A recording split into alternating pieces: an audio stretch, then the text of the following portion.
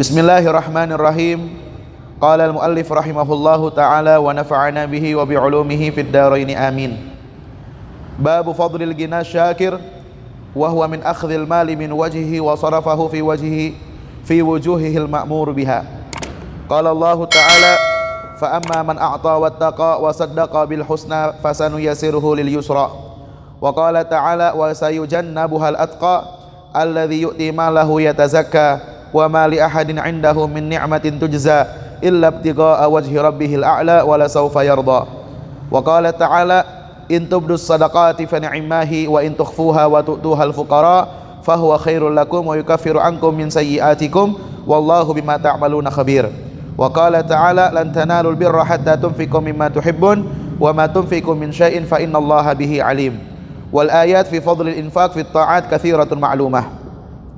Alhamdulillah, dengan izin Allah Subhanahu wa ta'ala kita berkumpul di salah satu di antara rumahnya Allah Subhanahu wa ta'ala, baitin min buyutillah, dan kita berkumpul di sini mengharapkan ridha Allah Subhanahu wa ta'ala. Mudah-mudahan duduknya kita di tempat yang mulia ini menjadikan Allah Subhanahu wa ta'ala turunkan rahmatnya untuk kita, kasih sayangnya kepada kita, dan tidak ada satupun di antara kita yang duduk di majelis ini melainkan diampunkan segala dosanya oleh Allah Subhanahu wa ta'ala, diangkat derajatnya, dimudahkan dalam segala urusannya, disehatkan badannya, dan diberikan keselamatan dari segala macam mara bahaya. Amin ya rabbal alamin. Sampailah kita pada bab yang ke-64, babu fadlil ghina syakir, bab yang menjelaskan tentang keutamaan orang yang kaya yang bersyukur. Semoga Allah jadikan kita semua hamba-hambanya yang kaya, yang senantiasa bersyukur atas segala nikmat yang telah Allah Ta'ala berikan kepada kita. Amin ya rabbal alamin.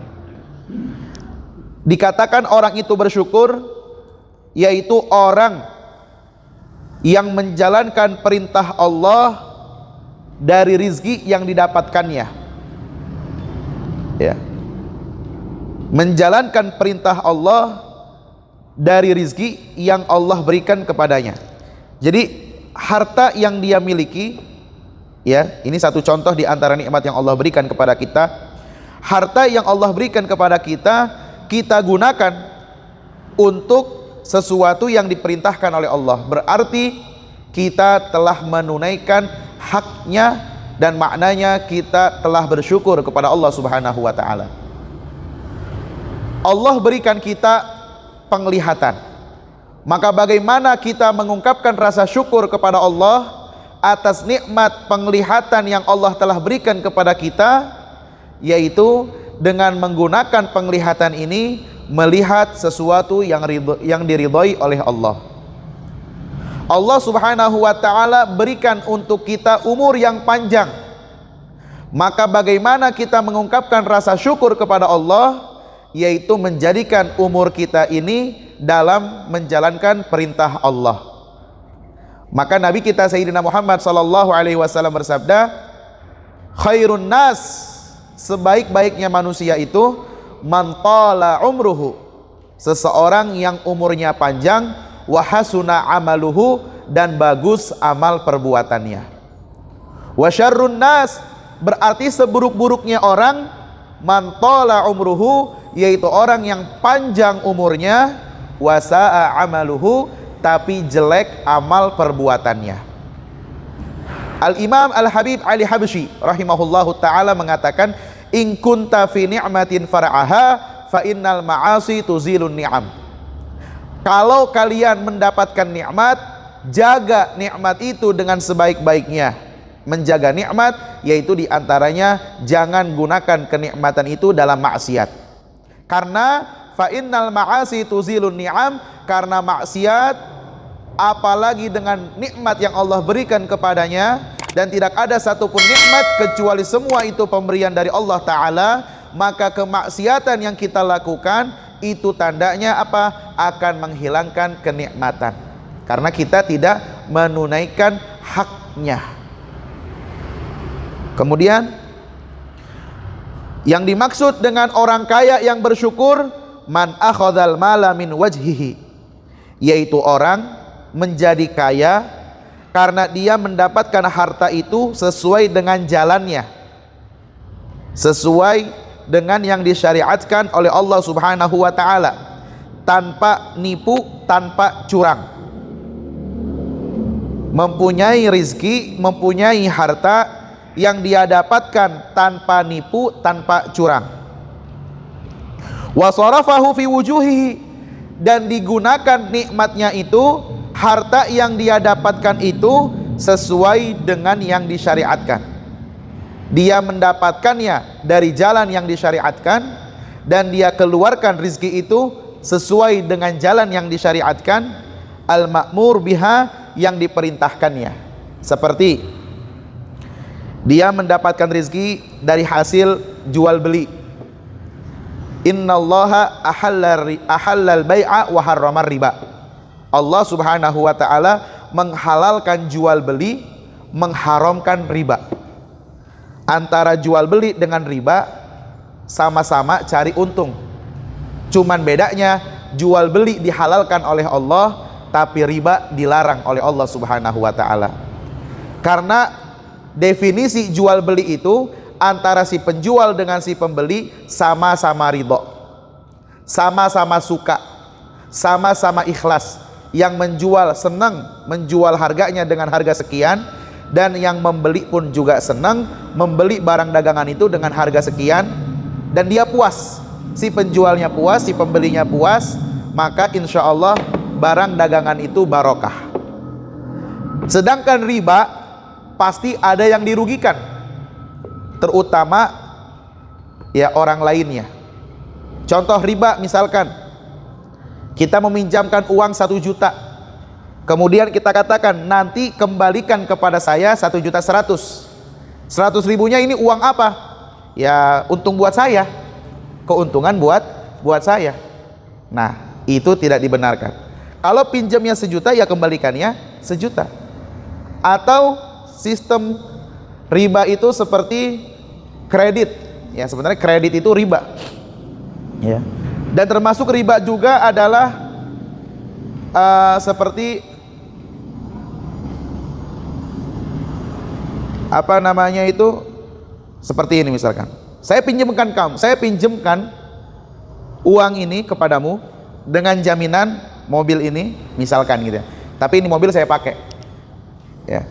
Saya nggak minta tambahan, kamu pinjam 1 juta, balikin 1 juta juga. Tapi mobil kamu saya pakai. Maka mengambil manfaat dari pinjaman yang diberikan itu, yang menguntungkan seorang pihak, sebelah pihak, maka itu dinamakan riba. Ya. Maka dilarang untuk riba. Innallaha ahallal bai'a wa harramar riba. Mudah-mudahan Allah Subhanahu wa taala memaafkan dosa dan kesalahan kita. Maka siapa saja yang saat ini mungkin punya kreditan, maka menangislah kepada Allah. Lunaskan. Jangan sampai nanti kemudian kita terjebak daripada terlilit riba tersebut. Ya. Lunaskan, kita menangis di hadapan Allah, memohon ampunan dari Allah, dan berniat tidak akan mengulanginya lagi. Ya. Karena kan kalau kita membeli cash kita nggak bisa. Ya. Tapi kalau misalkan kita nyicil, insya Allah kita bisa. Maka dengan harga cash, dengan harga kredit kan pasti jauh berbeda, ya kan? Tetapi ada yang membolehkan dengan catatan begini. Saya membeli, ya misalkan ya, kita ngambil contoh ini dijelaskan juga oleh Buya Yahya. Beliau menjelaskan begini. Saya mempunyai rumah, ya saya mempunyai tanah yang akan saya jual 100 juta misalkan. Yang akan saya jual 100 juta. Kalau misalkan ada pembeli, ya senang dengan tanah ini, kemudian dia membelinya cash, maka saya lepas 100 juta itu. Tapi kalau misalkan ada yang minat tapi bayarnya nyicil, ya nyicil, misalkan uang DP-nya misalkan 50 juta, kemudian sisanya akan dicicil, maka harga tanah itu kalau dijual lepas 100 juta, tapi kalau misalkan dicicil, saya hargai tanah ini seharga 200 juta misalkan. Ya. Maka berarti 500 juta sebagai DP, sisanya 150. Kemudian 150 juta itu kita cicil setiap bulannya 10 juta, 10 juta, 10 juta misalkan. Ya, maka itu boleh. Karena dia menghargai tanah itu cashnya 100 juta, tapi kalau mau dicicil saya menjualnya 200 juta. Karena kan berbeda harga barang antara sekarang apalagi tanah dengan beberapa saat kemudian. Pastikan harga tanah itu naik.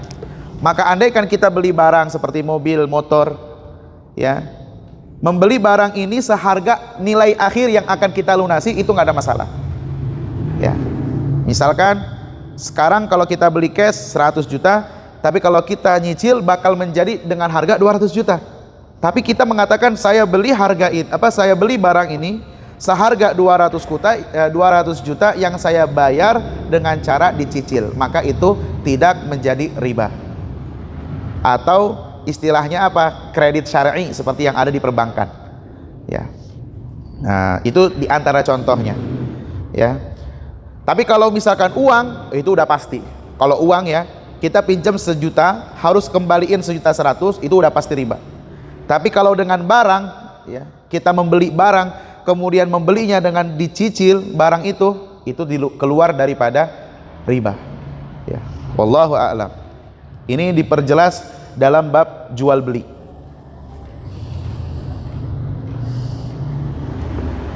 Kemudian digunakan sesuai dengan yang disyariatkan, seperti itu uangnya yang dia dapat, dia keluarkan zakatnya. Uang yang dia miliki, dia gunakan untuk menunaikan kifarahnya ataupun nazarnya. Atau dia gunakan untuk kebutuhan, baik kebutuhan pribadinya ataupun kebutuhan keluarganya, atau min babis sedekah yang diberikan untuk yang lainnya. Artinya rizki yang didapat dari jalan yang halal dan digunakan pun untuk jalan yang halal. Maka diceritakan bahwa Sayyidina Abdurrahman bin Auf, seorang sahabat Nabi, beliau adalah seorang sahabat yang paling kaya di zamannya. Katakanlah orang kaya hebat sangat, Sayyidina Abdurrahman bin Auf. Saking kayanya, kekayaan yang dimiliki bukan hanya membuat dirinya senang, tetapi sekota Madinah mereka semua senang, bahagia mendapatkan bagian dari kekayaannya Sayyidina Abdurrahman bin Auf.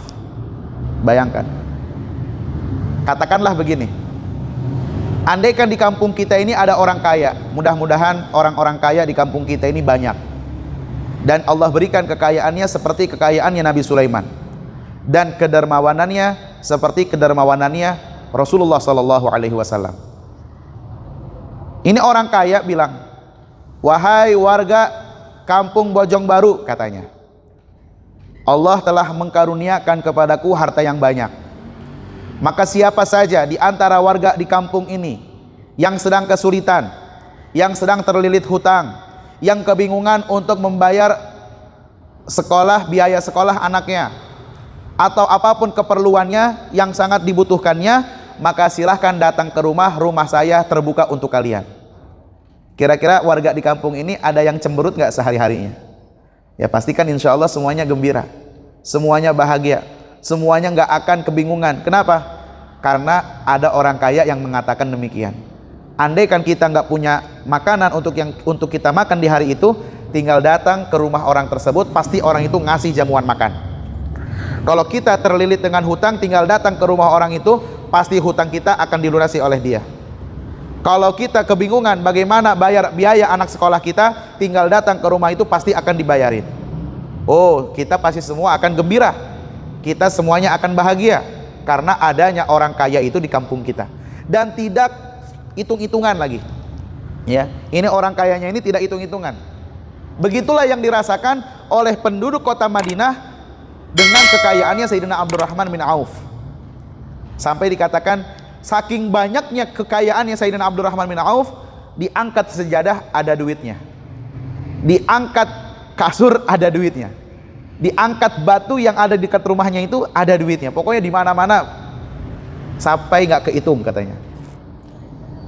Dan itu yang membuat Sayyidina Abdurrahman bin Auf masuk surganya belakangan.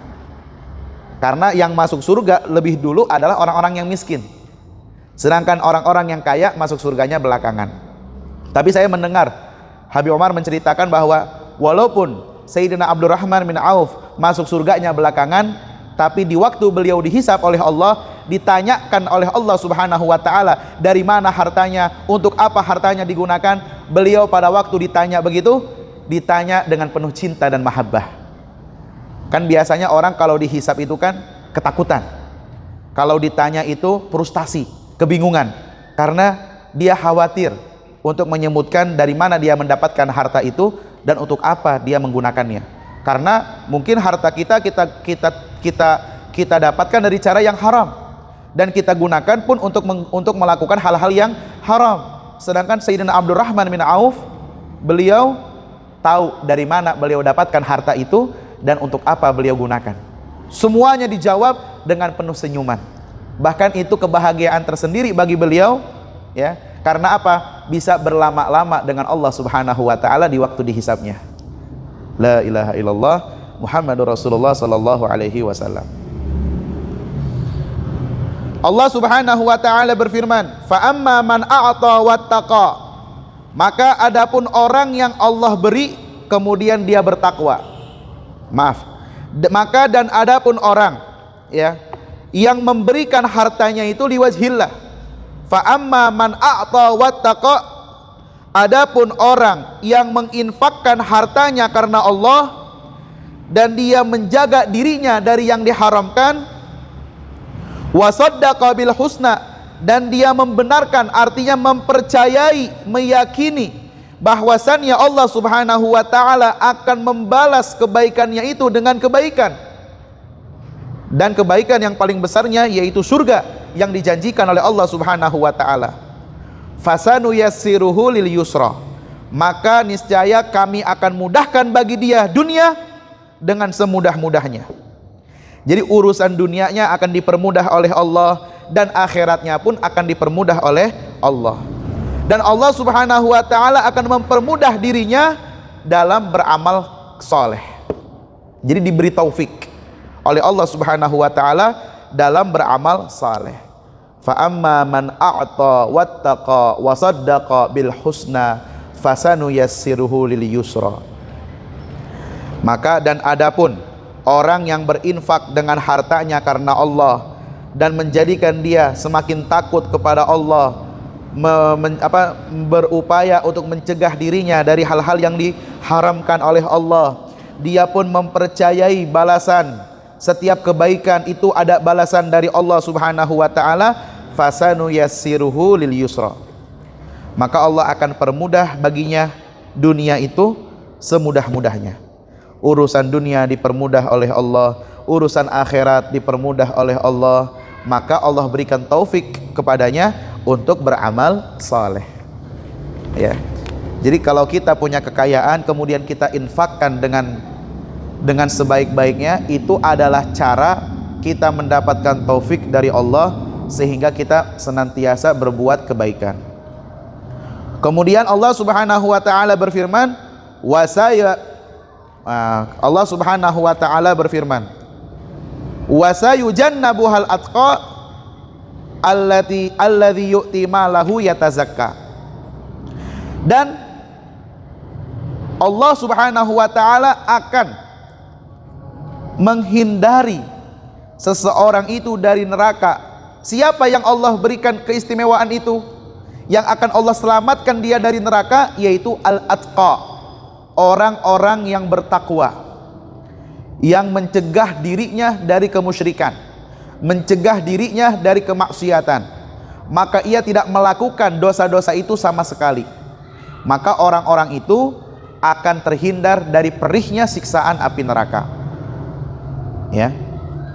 Adapun kalau ada orang yang muslim, dia mukmin, tetapi dia masih tetap maksiat, walaupun setelah itu dia bertaubat, kalau tidak diampunkan sepenuhnya oleh Allah, bisa jadi kemaksiatan yang dia lakukan itu menjadikan dia tercuci terlebih dahulu di neraka. Bisa jadi menjadikan dia dicuci terlebih dahulu di neraka. Maka ketika ada seorang kafir datang nih ke Habib Umar, "Habib, saya mau masuk Islam, tapi saya nggak mau sholat. Ya kata Habib Umar, silahkan, yang penting masuk Islam aja dulu. Ya. Karena nanti dari kategori seorang muslim ada yang taat, ada juga yang maksiat. Kalau misalkan kamu udah punya keinginan untuk masuk Islam, silahkan masuk Islam saja dulu. Nanti kemudian andaikan kamu setelah masuk Islam kamu taat kepada Allah, maka balasan kamu surga mubasyaratan, langsung. Tapi kalau kamu sudah masuk Islam kemudian kamu maksiat, maka maksiat itu yang menjadikan kamu dicuci dulu sebelum masuk surga. Dicucinya di mana? Ya di neraka. Tapi pasti akan masuk surga karena adanya keimanan. Sedangkan orang-orang kafir yang kafir asli, begitu kafir emang kafir, dia nggak mau masuk Islam, maka tempat dia adalah di nerakanya Allah Subhanahu wa taala, tidak ada harapan baginya untuk masuk surga. Ya, karena orang-orang yang masuk surga itu adalah orang-orang yang bertakwa kepada Allah. Kalau dia tidak bertakwa dengan syarat muslim, beriman kepada Allah Subhanahu wa taala, ya kalau dia tidak bertakwa, tidak masuk Islam, maka ya tempatnya di neraka. Nah, orang yang bertakwa ini yang bagaimana cirinya? Di antaranya alladzi yu'ti malahu yatazakka, yaitu orang yang mengeluarkan hartanya, memberikan hartanya, menginfakkan hartanya dalam ketaatan kepada Allah, yatazakka, menjadikan dia semakin bersih hatinya. Artinya di sini bahwa dia menginfakkan hartanya itu dan dia senang. Kadang ada orang yang bersedekah sambil cemberut, ya. Nah, orang yang menginfakkan hartanya itu dia akan yatazakka. Makna yang lainnya adalah bertambah, keimanannya akan bertambah dan hartanya pun akan bertambah. Wa ma li ahadin indahu min ni'matin tujza, ya, wa sayujannabuhal atqa alladzi yu'ti malahu yatazakka. Wa ma li ahadin indahu min ni'matin tujza illa ibtigha'a wajhi rabbihil a'la. Dan tidak ada bagi seorang pun yang diberikan kenikmatan oleh Allah Subhanahu wa taala kemudian dia tunaikan kepada seseorang, maka niscaya ia akan diberikan balasannya oleh Allah Subhanahu wa taala dengan syarat illa ibtigha'a wajhi rabbihil a'la. Syaratnya dia dalam mengeluarkan hartanya itu untuk mengharapkan ridha Allah Subhanahu wa taala. Ya, wala saufa yarda, maka kelak nanti Allah Subhanahu wa taala akan ridha kepadanya. Mudah-mudahan apa yang kita pelajari pada hari ini dapat kita fahami, menjadikan kita semuanya gemar dalam berbuat kebaikan, dalam berinfak, dalam bersedekah, semata-mata yang kita lakukan hanya untuk mencari ridha Allah Subhanahu wa taala. Amin ya rabbal alamin. Wa sallallahu ala sayyidina Muhammad wa alihi wa sahbihi wasallam. Walhamdulillahi rabbil alamin. Wassalamualaikum warahmatullahi wabarakatuh.